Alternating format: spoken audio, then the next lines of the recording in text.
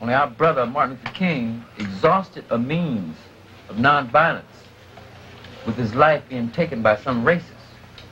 What is being done to us is what we hate, and what happened to Martin Luther King is what we hate. You darn right, we respect nonviolence. But to sit and watch ourselves be slaughtered like our brother, we must defend ourselves, as Malcolm X said, by any means necessary. At this point, I question the whole purpose of the Black Panther Party. In my thinking, they were necessary. It was a shock treatment for white America to see black men running around with guns, just like black men had saw white men running around with guns. Yeah, that was a shock treatment. It was good in that extent, but it got a lot of black people hurt. There was no joke about what was going on, but we believed with our hearts that we should defend ourselves. And there were so many that did do that. By 1968, the Black Panther Party was part of an increasingly volatile political scene.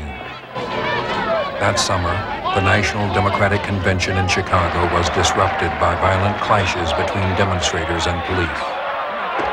I've never seen anything as horrible in my whole life. Look at Dr. Keller.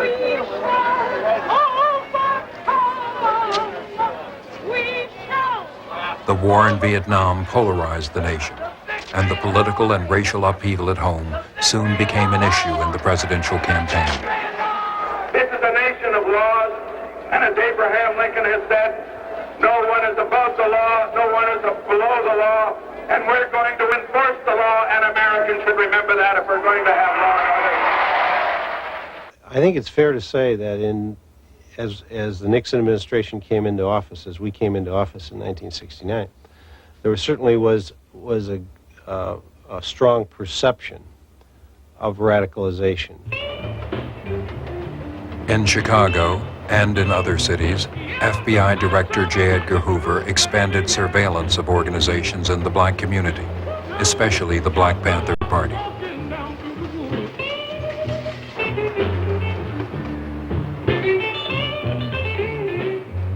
Directives issued by FBI headquarters a few weeks after the elections called for, quote, imaginative and hard-hitting counterintelligence measures aimed at crippling the Black Panther Party, unquote.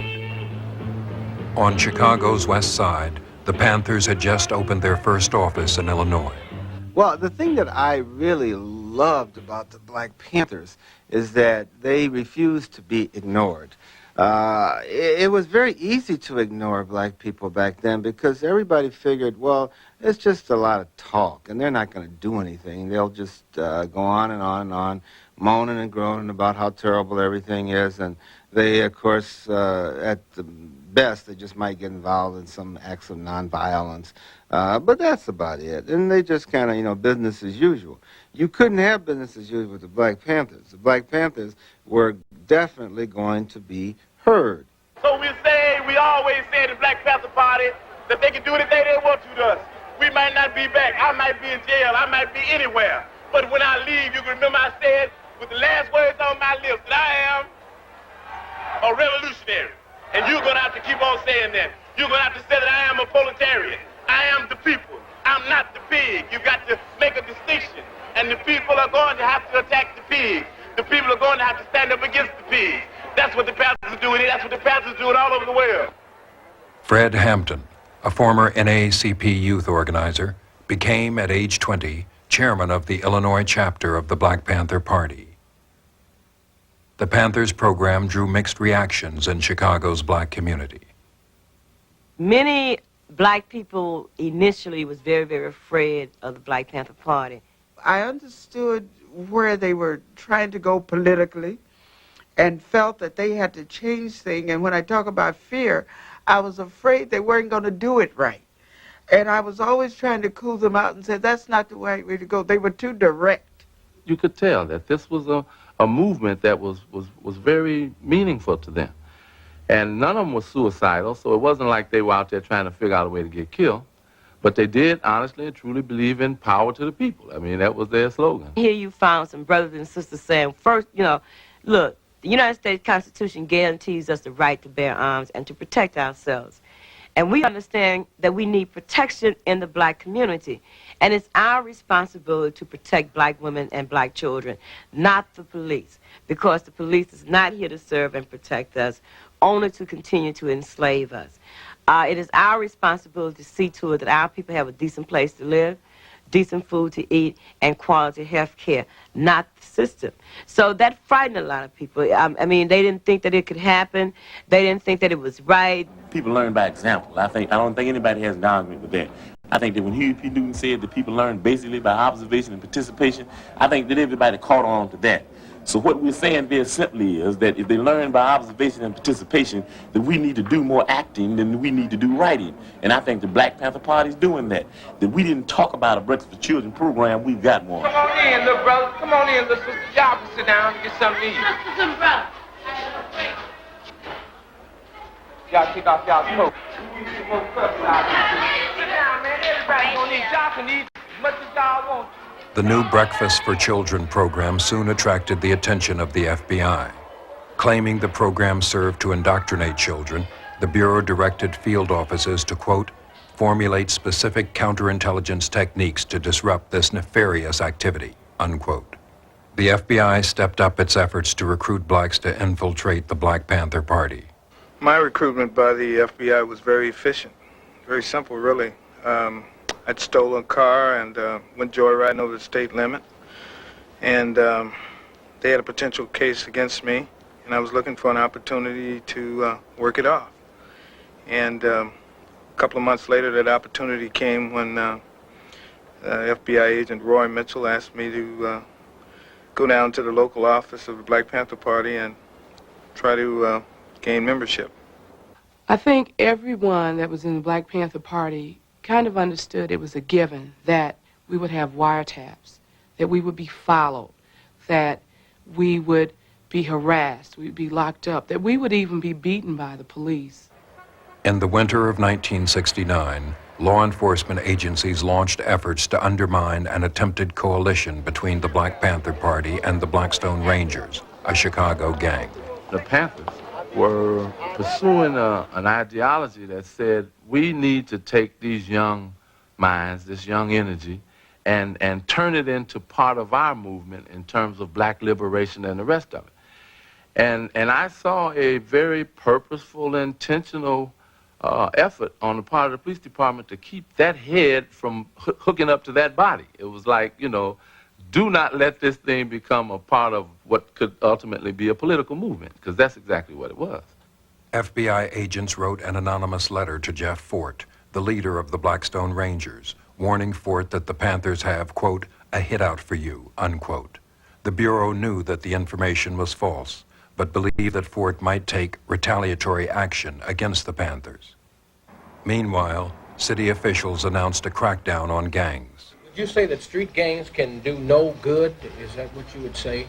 No, I wouldn't say that. I think that the energy of youth properly directed could be a tremendous betterment, could lead to a tremendous betterment of our city and to individuals' progress themselves. I'm complaining about the misdirection. I'm complaining about the fact that 620 out of 693 shooting victims are black themselves. And I think that's a tragedy. That is where black genocide is occurring here. The Chicago police expanded their anti-gang campaign to include the Black Panther Party. In late May, Fred Hampton was sent to prison. He had been convicted on a charge of stealing $71 worth of ice cream bars. We tried to develop negative information to discredit him, just like we did everybody else. We, meaning the FBI, I tried to come up with signs of him doing drugs or something, and never could. He was clean. He was dedicated. I've had private conversations with him. We got along pretty well. While Fred Hampton was in prison, a police raid on the Panther office turned into a shootout. 5 policemen and 3 Panthers were wounded. They did it. After they got the brothers down, they went back up there and the fire started. Nobody was up there except the police when the fire started. Right.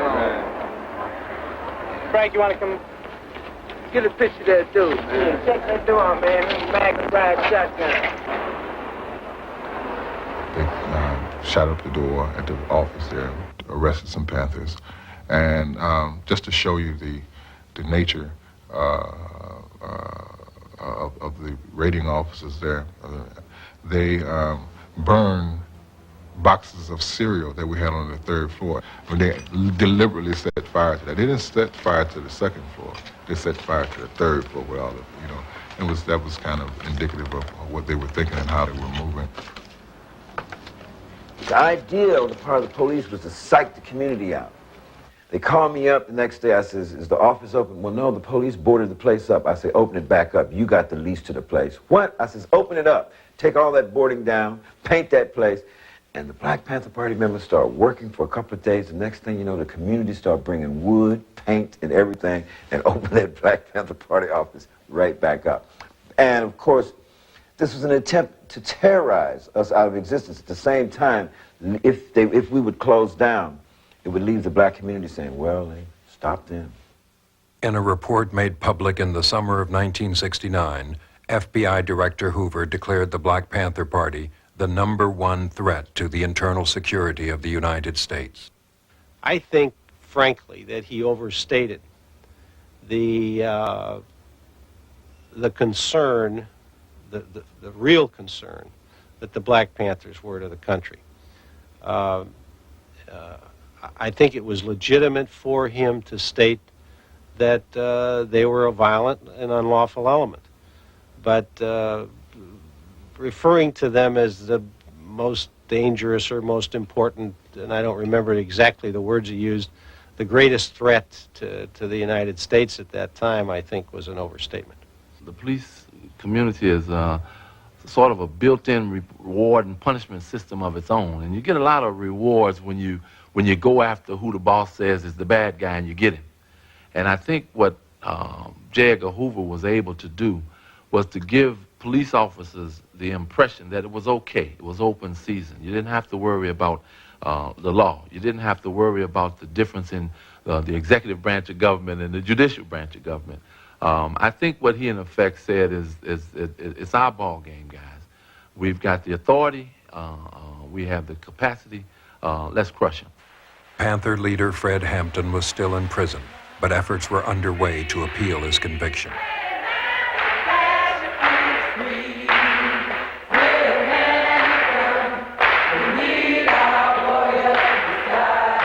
We were successful, and we got him out of jail towards the end of that summer because a Supreme Court justice in the state of Illinois looked at what kind of a person he was, looked at the kind of case it was, and gave him appeal bond.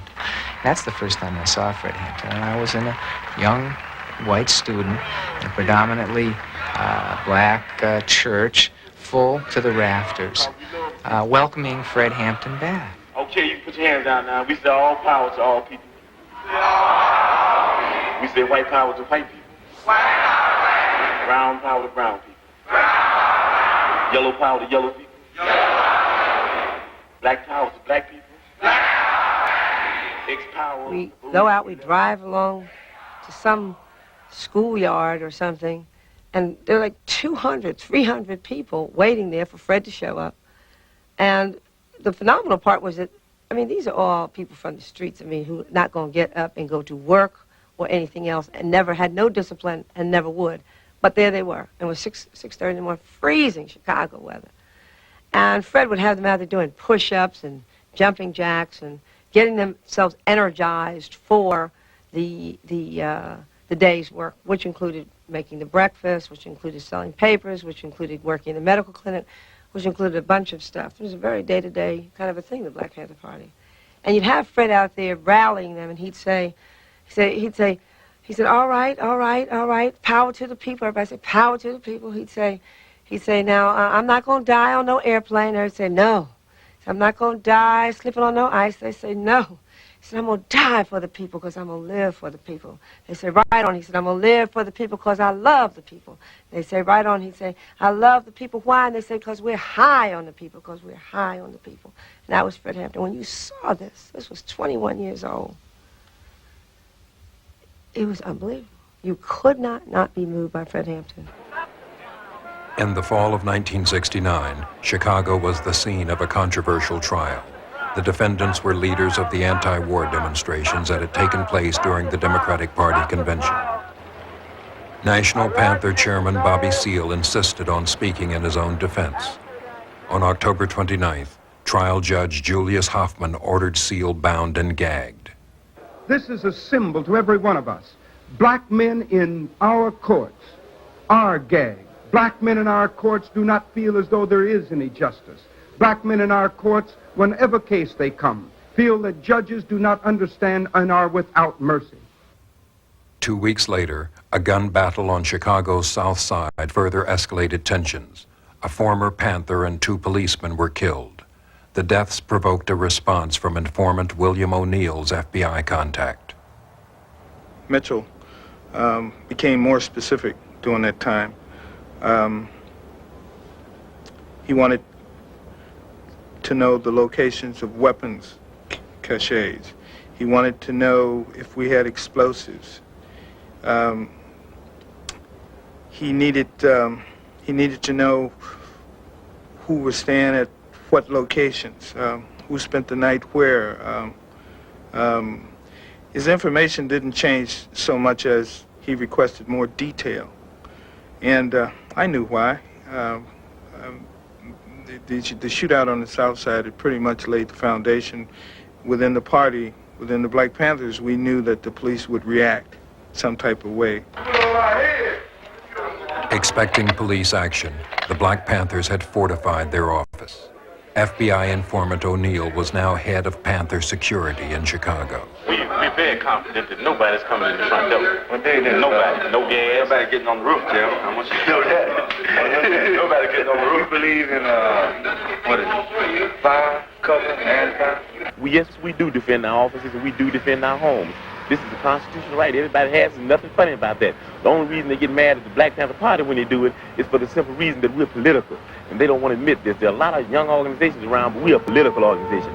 We're an organization that understands that politics is nothing but war without bloodshed, and war is nothing but politics with bloodshed.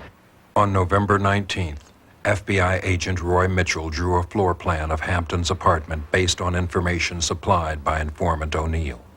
On December 4th, at 4:45 in the morning, 14 policemen, 9 white and 5 black, raided the apartment.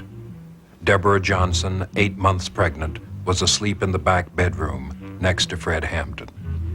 The first thing I remember after Fred and I had went to sleep was being awakened by somebody shaking Fred while we were laying in bed, saying, Chairman, wake up, the pigs are vamping, the pigs are vamping.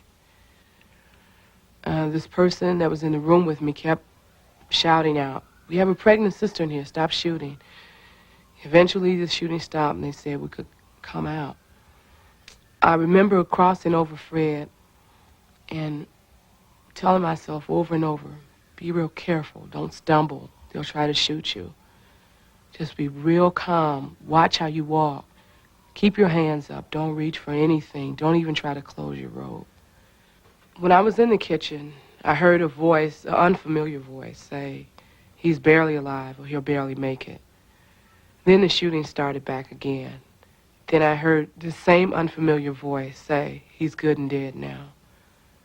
And I knew in my mind I assumed they were talking about Fred. And I knew when I left out of there, I couldn't look towards the room.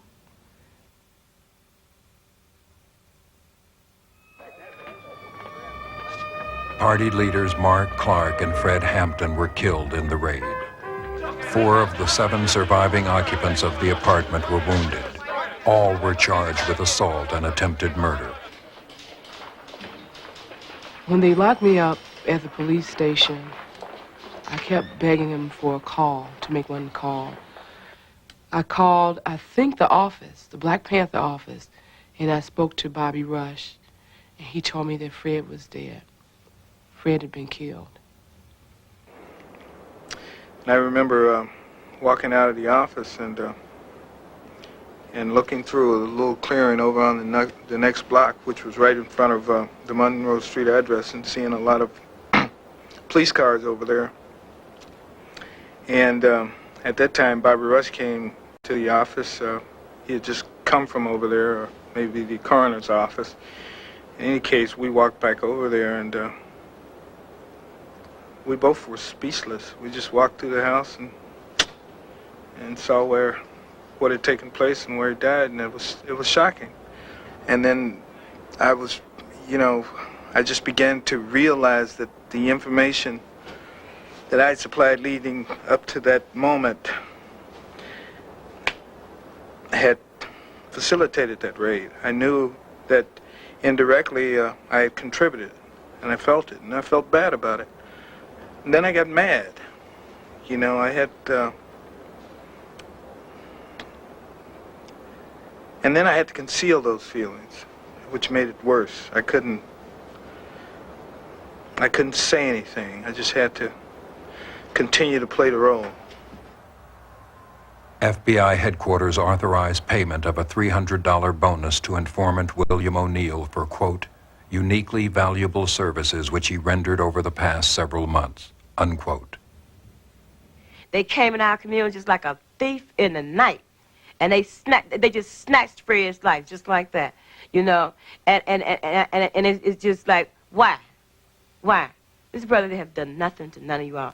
The only thing that this brother has done was to instill a sense of pride and dignity and self-determination in his people. State's Attorney Edward Hanrahan gave an official account of the raid to the press. As soon as Sergeant Daniel Groth and officers James Davis, who were leading our men, announced their office, occupants of the apartment attacked them with shotgun fire. The officers immediately took cover. The occupants continued firing at our policemen from several rooms within the apartment. Thereafter, 3 times, Sergeant Groth ordered all his men to cease firing and told the occupants to come out with their hands up.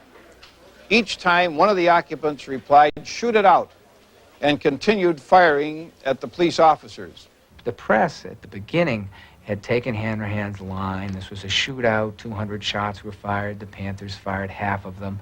Nobody was really challenging that except a young Sun-Times reporter by the name of Brian Boyer, who went down there and he saw the evidence. And it didn't take a genius to look at what was there and see that all the bullets were going in one direction, and all those bullet holes were pointing towards Fred Hampton's bedroom and the middle bedroom where Verlina and Doc Satchel and everyone was. Conflicting descriptions of the raid made headlines in the Chicago papers. The account that we made public yesterday gives a detailed explanation of what happened in that apartment. I stand wholeheartedly behind it as absolutely accurate. There is one inconsistency in, well, for example... I do not intend to quibble about that account. You intend to get at the truth? The account that we gave of the events is the truth. State's Attorney Hanrahan supported his account with photographs intended to prove the Panthers had fired at the police. We went, took those pictures, and saw they weren't what they appeared to be. The back door, the circles around the bullet holes, they turned out to be nail heads. We went and we saw that they were nail heads because we had possession of the apartment. As far as the door that the Panthers were really supposedly firing into, that turned out to be the bedroom door, and it was the door that the police had made into Swiss cheese with their machine gun bullets. The controversy grew. This blatant act of legitimatized murder strips all credibility from law enforcement. In the context of other acts against militant blacks in recent months, it suggests an official policy of systematic repression. The Black Panthers preach every day, hate, kill Whitey, kill the police, kill the pigs, hate, hate, hate. That's all you hear from them. They expect those police officers to walk into that apartment with pea shooters? You've seen the guns that were there. What were they there for? Members of the Black Panther Party were taking people from the community through the apartment so they can actually see what was going on. People were able to go through the house and they were lined up all around the block in the cold in the wintertime to see what actually happened. Don't touch nothing, don't move nothing, cause we want to keep everything just the way it is. Don't touch no walls. This here is the room where the first brother Mark Clark was murdered at. Even if they want to take somebody to jail, It would be a simple matter of just shooting some tear gas in here to draw everybody out. Right on. This is where our chairman had his brains blown out, and he lay in his bed, sleeping at 4:30 in the morning. I think that the police waited till the 17th of December to actually seal that apartment. So it was open for almost 2 weeks. And we spent a better part of those 2 weeks getting that evidence out of there. And so we would be talking to people when they went through, and so while we were working, there'd be people walking through constantly. And I'll never forget, I don't know what day it was or what, but I just remember some older black woman coming through there, shaking her head and going, "It's nothing but a northern lynching." The people who had just come purely out of curiosity were saying, this is atrocious. This, even law and order people were saying, this is unlawful and it's disorderly. And it's obviously not part of what I want to condone in terms of my law enforcement or my taxes to be protected. This is not the police function here. People realized that there had been a trial, a conviction, and an execution in that house. You know, it can happen to any of us. And that was fear, shame, you know, sorry. What could we do? Why couldn't we have protected Fred?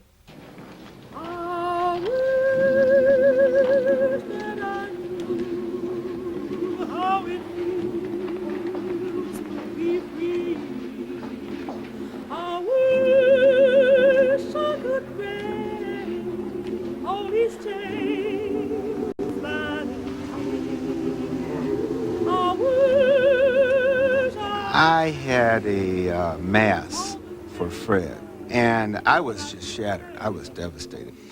And in the midst of this mass, I was trying to explain to our children, because we had all the school children there, all 1,300, and I was trying to explain to them the importance of Fred.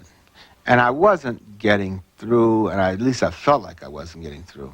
And in the midst of my explanation, I just burst into tears. And the next thing I knew, here was one of our 8th grade boys. He jumped up and he said, "I am Fred Hampton." And then a girl in 6th grade, she jumps up, "I am Fred Hampton." Another kid in 1st grade, "I'm Fred Hampton." And before you knew it, the whole church, kids were all shouting, "I am Fred Hampton." And wow, I just felt so wonderful. I felt like, gee whiz, this death was not in vain at all. Because these kids are saying that they are willing to get up here and speak out for liberation, for first-class citizenship. In the weeks that followed, public pressure led to a series of investigations.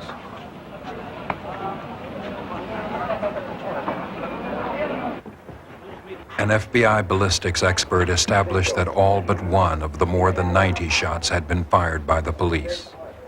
All charges against the Panthers were dropped. No police were indicted. But the families of Hampton and Clark and the survivors of the raid sued the government for violation of their civil rights. Years later, the case was closed when federal and local governments and the police agreed to an out-of-court settlement of $1.8 million.